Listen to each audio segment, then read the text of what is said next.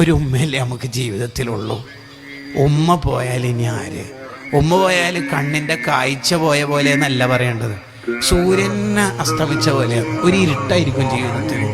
ഒന്നും ആരോട് പറയാനും കഴിയില്ല, ഒരു ടെൻഷൻ പറയാൻ കഴിയില്ല.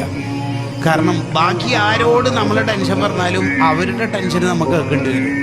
ഉമ്മാക്ക് എത്ര ടെൻഷൻ ഉണ്ടെങ്കിലും നമ്മളെ ടെൻഷൻ ഉമ്മ കേട്ടാൽ, കുറേ ദിവസമായ മോനെ ഡോക്ടറെ കാണിച്ചിട്ടില്ല, എന്താ മോനെ ഇങ്ങോട്ട് വാ.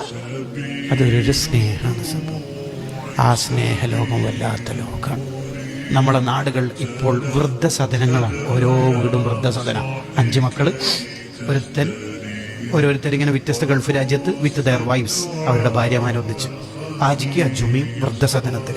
5 ബെഡ്റൂമുള്ള വീടൊക്കെ ആയിരിക്കും, ബാത്റൂം അറ്റാച്ച്ഡ് ആയിരിക്കും. വൃദ്ധസദനങ്ങളാണ്. ആർക്ക്? അവരവർ my life is my choice. എൻ്റെ ജീവിതം, ഞാൻ, എൻ്റെ ഭാര്യ, എൻ്റെ മക്കൾ എന്ന ലോകത്ത് ചുരുണ്ട് കടന്നുപോയി.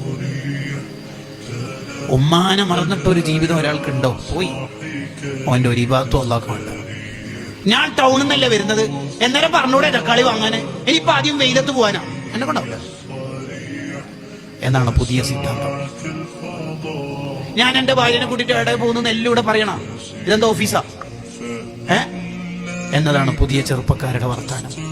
കല്യാണം കഴിക്കുന്നവരും ഉമ്മയായിരുന്നവൻ്റെ എല്ലാം.